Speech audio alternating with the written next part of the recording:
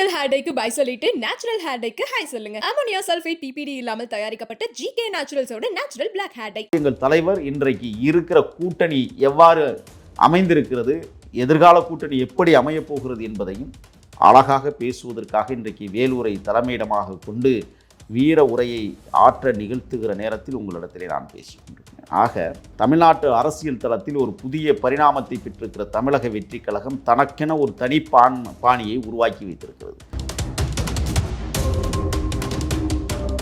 பாரதிய ஜனதாவை கடுமையாக விமர்சனம் பண்ணுவதற்கு எங்களை போன்றவர்களை இறக்கி விட்டிருக்கிறார். உங்களை இறக்கி விட்டுருக்காருன்னு அவர் பேச மாட்டாரு. முதலமைச்சர் இன்றைக்காவது பாரதிய ஜனதாவை பற்றி பேசியிருக்கிறாரா? டெய்லி விமர்சனம் பண்ணுறாரு. என்ன பண்ணுறாரு விமர்சனம்? ரகசிய கூட்டணி பேரத்தை நடத்தி கொண்டிருக்கிற திராவிட முன்னேற்ற கழகம் பாஜக தமிழ்நாட்டை சுரண்டி கொடுப்பது. ஏன் இதுவரை 1020 கோடி ரூபாய் ஊழலை KN நேருவை கைது செய்ய துப்பில்லாமல் தவிக்கிறது? ஏன் மத்திய புலனாய்வு பிரிவு இதையெல்லாம் கண்டுகொள்ளாமல் மேம்போக்குத்தனமாக நடந்து கொள்கிறது என்றால் அது மறைமுக கூட்டணிக்கு எச்சாரமாக எடுத்துக்காட்டாக இருக்கிற காரணம். நாங்கள் இப்பொழுது நடைபெற இருக்கிற இந்த சட்டமன்ற தேர்தலில் இல்லாத கட்சியை பேசி விளம்பரம் தேடி கொடுக்க நாங்கள் விரும்பவில்லை. இல்லாத கட்சின்னு எதாவது சொல்றீங்க? பாரதிய ஜனதா. ஏன் இல்லை? என்ன இருக்கு? என்ன இல்லைன்னு கேட்குறேன். என்ன இருக்குன்னு தான் நான் கேட்குறேன். சார் 18% கூட்டணியாக வாங்கி வச்சிருக்காங்க, அவங்க மட்டும் 18% ஓட்டோட இருக்காங்க. நான் என்ன கேட்குறேன், மத்தியில் ஆட்சி இல்ல இல்ல நான் மத்தியில் ஆண்டா இங்க எங்களுடைய தலைவருடைய உழைப்பை நாங்கள் யாருக்கும் விற்பவர்கள் அல்ல. எங்கள் தலைவரின் சிந்தனைகளை யாருக்கும் அடமானம் கொடுப்பவர்களாக நாங்கள் இல்லை. நாங்கள் ஆளுவதற்கு மட்டும்தான் நாங்கள் இயக்கத்தை தொடங்கி இருக்கிறோம். ஒரு தெளிவான நேர்மையான தெளிந்த அரசியலை முன்னெடுத்து செல்லுகிற ஆட்சியும் அமைப்போம் என்பதை இன்றைக்கு பறைசாற்ற இருக்கிறார் எங்கள் தலைவர். அது மட்டுமல்ல, விரைவில் தேர்தல் அந்த வேட்பாளர்கள் பட்டியலை அறிவிக்கக்கூடிய நாள் வெகு விரைவில் வந்து கொண்டிருக்கிறது. ரொம்ப சீக்கிரம் பிரம்மாண்ட இந்தியாவையே வியக்க வைக்கிற மாநாடு கூட நடக்க இருக்கலாம். அதிமுகவில் நடைபெறுகிற அக்கிரமங்களை, அநியாயங்களை கண்டு சகித்து கொள்ள முடியாமல் இன்றைக்கு பல ஆயிரம் பேர் தாவேகாவில் இணைகிறார்கள் என்றால் புரட்சித் தலைவரின் உண்மையான வாரிசாக இன்றைக்கு விஜய் அவர்கள்தான் தமிழ்நாட்டில் தென்படுகிறார் என்பதை புரிந்து கொண்டவர்கள், உணர்ந்து கொண்டவர்கள் தமிழக வெற்றி கழகத்தை நோக்கி படையெடுத்து வருகிறார்கள்.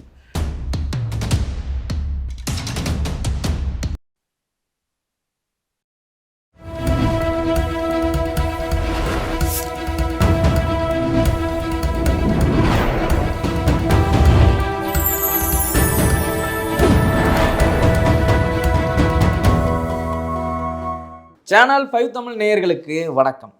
இன்றைய நேர்காணலில் நம்மோடு இணைந்திருப்பவர் தமிழக வெற்றி கழகத்தின் மாநில செய்தி தொடர்பாளர் திரு முகில் அவர்கள். வாருங்கள், அவரோடு பேசுவோம். சார் வணக்கம். வணக்கம் சார். இன்றைக்கு வேலூரில் தமிழக வெற்றி கழகத்தின் தலைவர் அவர்கள் விஜய் அவர்கள் இன்றைக்கு நிர்வாகிகளை சந்தித்து பேச இருக்கிறாரு. இது ஒரு மிகப்பெரிய எதிர்பார்ப்பாக இருக்குது. காரணம் என்ன அப்படின்னா, திமுக ஒரு பக்கம் கூட்டணியை செட் பண்ணிக்கிட்டு அதே என்னென்ன வாக்குறுதிகள் என்னென்ன செய்ய போகிறோம்னு அறிவிச்சுக்கிட்டு இருக்கோம். ஒரு பக்கம் அதிமுக அறிவிச்சுக்கிட்டு இருக்காங்க.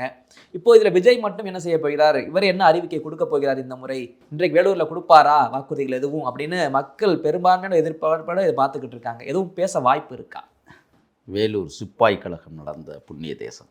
ஆற்காடு நவாப் படைகள் ஆங்கிலேய வல்லாதிக்கரசு எதிர்த்து போராடிய புண்ணிய மண்ணில் என் தலைவர் தமிழக வெற்றி கழகத்தின் தலைவர் விஜய் அவர்களும் கழகத்தின் பொதுச் செயலாளர் புஷியார் அவர்களும் இன்றைக்கு களமிற காத்திருக்கிறார்கள். பேசிக்கொண்டிருக்கிறோம்.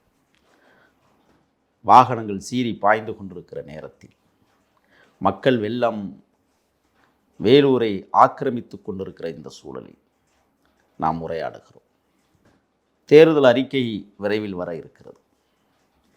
அன்றாடங்காட்சி கருவேலங்காட்டு தேசத்திலிருந்து எடுக்கப்பட்ட அறிக்கை, எளிய மக்களுக்கான அதிகாரத்தை கைப்பற்றுவதற்கான அறிக்கை, ஏழைகளிடமிருந்து பெறப்பட்ட வாக்குறுதிகளின் அடிப்படையில் உருவாக்கப்பட்ட அறிக்கை தயார் நிலைப்படுத்தப்பட்டு கொண்டிருக்கிறது.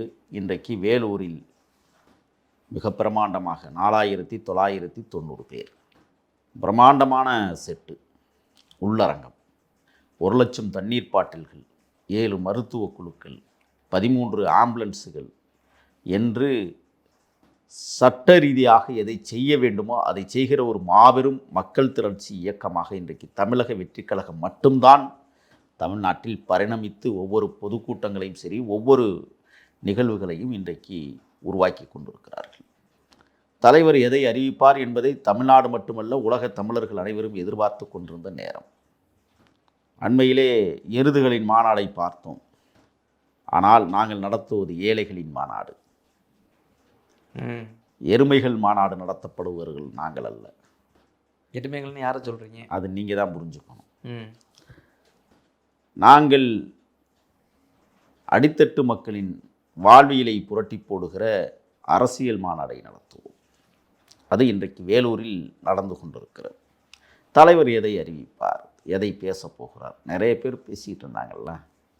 ஏற்கனவே நான் பார்த்தோம், சேலத்தில் வீட்டுக்குள்ளே இருக்கிறாரு என்று கர்சித்தவர்களுக்கு மத்தியில் ஒரே ஒரு கர்சனை குரல் திரும்பி பார்த்தது, ஆம், தமிழ்நாடே என்னுடைய சொந்த நிலம், தமிழ்நாடே எனது வீடு, இங்கே இருக்கிற 8 கோடி தமிழர்களும் என்னுடைய மக்கள் என்று பறைசாற்றிய அந்த சேலம் மாநாட்டிற்கு பிறகு இன்றைக்கு வேலூரில் மிக பிரமாண்டமாக தயார் நிலைப்படுத்தப்பட்டிருக்கிற இந்த மாநாட்டில் அவர் எதை பேசப் போகிறார் அப்படிங்கிறது ஒரு செய்தி. தேர்தல் அறிக்கையை வெளியிடுவாரா? இல்லை. பாரதிய ஜனதாவை கடுமையாக விமர்சனம் பண்ணுவதற்கு எங்களை போன்றவர்களை இறக்கி விட்டிருக்கிறார். உங்களை இறக்கி விட்டுருக்காருன்னு அவர் பேச மாட்டாரு. நடைபெற்று கொண்டிருக்கிற இந்த கூட்டங்களாக இருக்கட்டும், மாநாடுகளாக இருக்கட்டும், நீங்கள் எங்களை பார்த்து கேள்வி கேட்குறீங்களே, ஏன் பாரதிய ஜனதாவை முதலமைச்சர் இன்றைக்காவது பாரதிய ஜனதாவை பற்றி பேசியிருக்கிறாரா? டெய்லி விமர்சனம் பண்ணுறாரு. என்ன பண்ணுறாரு விமர்சனம்? பாஜக தான் இன்றைக்கு மதவாத சக்தியாக இருக்குது, அதோட அதிமுக அப்படி அனுபவிச்சிருக்கேன்னு சொல்லி டெய்லி விமர்சனம் பண்ணுறாரு. திரும்ப பேசுவார். முதலமைச்சர் இங்கே பேசுறாரு இல்லையே. எங்க ஆக்ரோஷமாக பேச சொல்லுங்க, உண்மையை உடைக்க சொல்லுங்க. ரகசிய கூட்டணி பேரத்தை நடத்தி கொண்டிருக்கிற திராவிட முன்னேற்ற கழகம் பாஜக தமிழ்நாட்டை சுரண்டி கொடுப்பது. ஏன் இதுவரை 1020 கோடி ரூபாய் ஊழலை KN நேருவை கைது செய்ய துப்பில்லாமல் தவிக்கிறது? உயர்நீதிமன்றம் ஆணை பிறப்பித்திருக்கிறதுல, கைது செய்வதற்கான அனைத்து முகாந்திரமும் இருக்கிறது என்று. ஏன் கைது பண்ணலை? கைது செய்ய உத்தரவிடாத முதலமைச்சரை கைது செய்ய வேண்டும் நாங்கள் சொல்கிறோம். முதலமைச்சரையே? ஆமாம், குற்றவாளிகளை பாதுகாக்கிறவனும் குற்றவாளி தான். நாங்கள் தான் துணிச்சலான்னு பேசுகிறோம்ல. ஏன் மத்திய புலனாய்வு பிரிவு இதையெல்லாம் கண்டுகொள்ளாமல் மேம்போக்குத்தனமாக நடந்து கொள்கிறது என்றால் அது மறைமுக கூட்டணிக்கு எச்சாரமாக எடுத்துக்காட்டாக இருக்கிற காரணத்தால் நாங்கள் இப்பொழுது நடைபெற இருக்கிற இந்த சட்டமன்ற தேர்தலில் இல்லாத கட்சியை பேசி விளம்பரம் தேடி கொடுக்க நாங்கள் விரும்பவில்லை. இல்லாத கட்சின்னு எதை சொல்றீங்க? பாரதிய ஜனதா. ஏன் இல்லை? என்ன இருக்கு? என்ன இல்லைன்னு கேட்குறேன். என்ன இருக்குன்னு தான் நான் கேட்குறேன். சார் 18% கூட்டணியாக வாங்கி வச்சிருக்காங்க, அவங்க மட்டும் 18% ஓட்டோட இருக்காங்க. நான் என்ன கேட்குறேன், மத்தியில் ஆட்சி இல்லை நான் மத்தியில் ஆண்டா, மத்தியில் ஆண்டுட்டா பெரியாளா? மத்தியில் ஆண்டா பெரிய ஆள் இல்லையா? கிடையவே கிடையாது. அதெல்லாம் மத்தியில் ஆளுவது மிகப்பெரிய ஏமாற்று பேர்வழிகள். ஒவ்வொரு மாநிலத்தையும் ஏமாற்றி இன்றைக்கு அவர்கள் ஆட்சி கட்டில் அமர்ந்திருக்கிறார்களே ஒழிய மக்களுடைய மனநிலையை பொறுத்த ஆட்சி இன்றைக்கு மத்தியில் ஆளுகிறதா என்றால் இல்லை. மக்கள் நினைத்த ஆட்சி நடக்கிறது என்றால் இல்லை. இவர்கள் தாண்டோண்டித்தனமாக எல்லாவற்றையும் தனக்கு சாதகமாக்கி கொண்டிருக்கிற ஒரு ஆட்சி தான் மத்தியிலே நடைபெற்று கொண்டிருக்கிறது என்பதில் மாற்றுக்கிறது இல்லை. இந்த வசனத்தை அப்படியே விஜய் அவர்கள் பேசுவாங்களா? இன்னைக்கு வாய்ப்பு ஏன் அதான் சொல்றேனே, இது மாநில தேர்தல். இந்த மாநில தேர்தலில் எல்லா தேர்தலாக இருந்தாலும் இந்த மாநிலம் நீங்க சொல்ற போல பாதிக்கப்படுதுன்னு சொல்றீங்க, எதுவுமே செய்யலைன்னு சொல்றீங்க பாஜக. அந்த பாஜகவை விஜய் அவர்கள் நீங்க விமர்சனம் இப்ப பண்ணீங்க பாருங்க, விமர்சனம் பண்ணுவாரா? இப்ப இன்னைக்கு அதை பற்றி தான் இங்க பேச போறார் வேலூர்ல. ஆமா, நீங்க இப்ப என்கிட்ட கேட்டீங்கல்ல, ஏன்னா பேசாததை தானே எங்கள் தலைவர் தொடர்ந்து பேசி வருகிறார். இப்போ என்ன நீங்கள் எல்லாம் பேசுவீங்க, ஏன் பாஜகவை பேச மாட்டேங்கிறீங்க? அதுக்கான என்னைக்கு பதில் கண்டிப்பாக இன்னும் 1 மணி நேரத்தில் வெளியில் வந்துடும். பொறுத்துருங்க. பாஜக விமர்சனம் செய்ய போறாரு, கண்டிப்பாக செய்வார். செய்யறதுல ஒன்றும் மாற்றம் கிடையாது. எங்களையே செய்ய சொல்லிட்டு இருக்கிற எங்கள் தலைவர் ஏன் அவர் செய்ய மாட்டாரா? என்ன செஞ்சிருவார், ஒன்றும் பிரச்சனை இல்லை. ஆனாலும் இங்கே ஆண்டு கொண்டிருக்கிற திருட்டு முன்னேற்ற கழகம் தான் எங்களுக்கு பிரதான எதிரியாக, துரோகியாக நாங்கள் பார்க்குறோம். முதல்ல இதை அனுப்பியே ஆகணும், வேற வழி இல்லை. ஏன்னா தொட்டதெல்லாம் ஊழலாக மயமாகி கொண்டிருக்கிற இந்த காலச்சூழலில் இந்த ஆட்சியை வீட்டுக்கு அனுப்புவோம். எங்களை பார்த்து பயந்து தான் மாறந்தோறும் மாநாடு, எங்களை பார்த்து பயந்து தான் சதவீதமே இல்லாத கட்சியெல்லாம் கூட்டணி, எங்களை பார்த்து தான் 300 கோடி பேரங்களும் நாடாளுமன்ற உறுப்பினர் பதவிகளும் விளங்குமேயானால் துணை முதல்வரும் கேட்பார்கள். ஆத்மா சாந்தி அடையாது, கேப்டன் உறங்குகிற துயிலும் இல்லத்தில். அவருடைய கனவுகள் வேறு, அவருடைய நிசங்களும் வேறு. அவர் ஆற்றிய பங்களிப்பை யாராலும் ஆற்ற முடியாது என்பதற்கு சான்று அவர் மட்டுமே. ஆனால் அந்த இயக்கம் இன்றைக்கு எங்கே கொண்டு போய் அடகு வைக்கப்பட்டிருக்கிறது? ஒரு தொண்டனாவது ஏற்றிருக்கிறான் அந்த கூட்டணியை? மாவட்ட செயலாளர்கள் சொல்லி தான் அந்த கூட்டணியை வச்சதா பிரேமலதா அவர்கள் சொல்கிறாங்க. சும்மா புருடா. எந்த மாவட்ட செயலாளரும் திமுகவோட போய் சேருங்கன்னு சொல்லவே இல்லை. நீங்கள் இப்போ ஓபிஎஸ் எடுத்துக்கோங்க. ஓபிஎஸ் யார்? முன்னாள் தமிழகத்தினுடைய முதலமைச்சரால், அதாவது முதலமைச்சரால் நியமிக்கப்பட்ட முதலமைச்சர், மக்களால் அல்ல. சரிதானே? அவர் என்ன பண்ணுறாருன்னா ஒரு கருத்து கணிப்பு வைக்கிறார். மாவட்ட செயலாளர்கள் மட்டும் இல்லை, அது என்ன அதிமுகவோட ஒருங்கிணைப்பு குழுவினுடைய பொறுப்பாளர்கள் எல்லாரும் அந்த ஷீட்டு கொடுக்குறாங்கன்னா அதில் ஃபஸ்ட்டு திமுகன்னு இருக்கான், கூட்டணி சேர்றது. திமுகவுக்கும் உங்களுக்கு ஏதாவது தொடர்பு இருக்கிறதா? திமுக அதில் குறிப்பிடலாமா? வெக்கமா இல்லையா உங்களுக்கு? அடுத்து பார்த்தீங்கன்னா தாவேக்கா, மொத்தமே 80 பேர் தான் அதில் இருக்கான். 64 பேர் தாவேக்காவை ஆதரிக்கிறாங்க, 16 பேர் திமுக ஆதரிக்கிறாங்க. இந்த சூழல் தான் இன்றைக்கு முன்னாள் முதலமைச்சர் மரியாதைக்குரிய ஓபிஎஸ்னுடைய நிலைமையாக இருக்கிறது. அப்போ அங்கே 64 பேர் வாக்களிச்சிருக்கிறாங்களா, அவங்க பேச்சை கேட்கலையே, திமுக பக்கம் போகலாமான்னு சிந்தனை செய்து கொண்டிருக்கிற முன்னாள் முதலமைச்சர் ஓபிஎஸ் எப்படியோ அப்படித்தான் பிரேமலதா விஜயகாந்தும் மாவட்ட செயலாளர்கள் பேச்சை அவமதித்து தொண்டர்களுடைய கருத்துக்களை நிராகரித்து இன்றைக்கு திமுகவோடு போய் சேர்ந்திருக்கிறார் என்றால் பதவிகளுக்காகவும் பணத்துக்காகவும் என்பதை இன்றைக்கு பத்திரிகையில் எழுதி கொண்டிருப்பதை நாம் பார்க்க முடிகிறது. ஆக எங்கள் தலைவர் இன்றைக்கு இருக்கிற கூட்டணி எவ்வாறு அமைந்திருக்கிறது, எதிர்கால கூட்டணி எப்படி அமையப் போகிறது என்பதையும் அழகாக பேசுவதற்காக இன்றைக்கு வேலூரை தலைமையிடமாக கொண்டு வீர உரையை ஆற்ற நிகழ்த்துகிற நேரத்தில் உங்களிடத்திலே நான் பேசிக்கொண்டிருக்கிறேன். ஆக தமிழ்நாட்டு அரசியல் தளத்தில் ஒரு புதிய பரிணாமத்தை பெற்றிருக்கிற தமிழக வெற்றி கழகம் தனக்கென ஒரு தனி பாணியை உருவாக்கி வைத்திருக்கிறது. யாருமே கூட்டணி எல்லாம் சரியானவர்களா? ஏற்கனவே தமிழக அரசியலில் புண்படுத்தியவர்கள் தான் கூட்டாளிகளாக இருக்கிறார்கள். தமிழக வெற்றி கழகத்தை நோக்கி வரக்கூடியவர்கள் தெளிவான சிந்தனையோடு வந்தால் ஏற்றுக்கொள்வோம், வரவில்லை என்றால் ஒதுக்கி கட்டுவோம். இதுதான் எங்களுடைய நிலைப்பாடு. இங்கே எங்களுடைய தலைவருடைய உழைப்பை நாங்கள் யாருக்கும் விற்பவர்கள் அல்ல. எங்கள் தலைவரின் சிந்தனைகளை யாருக்கும் அடமானம் கொடுப்பவர்களாக நாங்கள் இல்லை. நாங்கள் ஆளுவதற்கு மட்டும்தான் நாங்கள் இயக்கத்தை தொடங்கி இருக்கிறோம். மற்றவர்கள் ஆளுவதற்காக இங்கே வரக்கூடாது, ஆள்பவர்களுக்கு துணையாக இருக்க வேண்டும் என்று நாங்கள் ஆசைப்படுகிறோம். ஒரு தெளிவான நேர்மையான தெளிந்த அரசியலை முன்னெடுத்து செல்லுகிற ஆட்சியும் அமைப்போம் என்பதை இன்றைக்கு பறைசாற்ற இருக்கிறார் எங்கள் தலைவர். அது மட்டுமல்ல, விரைவில் தேர்தல் அந்த வேட்பாளர்கள் பட்டியலை அறிவிக்கக்கூடிய நாள் வெகு விரைவில் வந்து கொண்டிருக்கிறது. ரொம்ப சீக்கிரம் பிரம்மாண்ட இந்தியாவையே வியக்க வைக்கிற மாநாடு கூட நடக்க இருக்கலாம். அது ரகசியமாக இருக்கிறது. விரைவில் அதற்கான அறிவிப்பும் வரும். ஆக இன்றைக்கு திரும்பிய பக்கமெல்லாம் தமிழக வெற்றி கழகத்தின் விசில் சின்னம் மூளை முடுக்கெல்லாம் பரவி கிடக்கிறது என்றால் தமிழக வெற்றி கழகம் இப்பொழுதே வெற்றி பெற தயாராகி கொண்டிருக்கிறது என்பதை பார்க்கிறோம். ஓகே சார், இன்னொரு பக்கம் முன்னாள் சபாநாயகர் தனபால் அவர்களின் மகன் கட்சியில் இணைந்திருக்காரு. அவர் சொல்லும்போது அப்பா ரொம்ப உடம்பு சரியில்லாமல் இருக்கும்போது யாருமே பார்க்கல.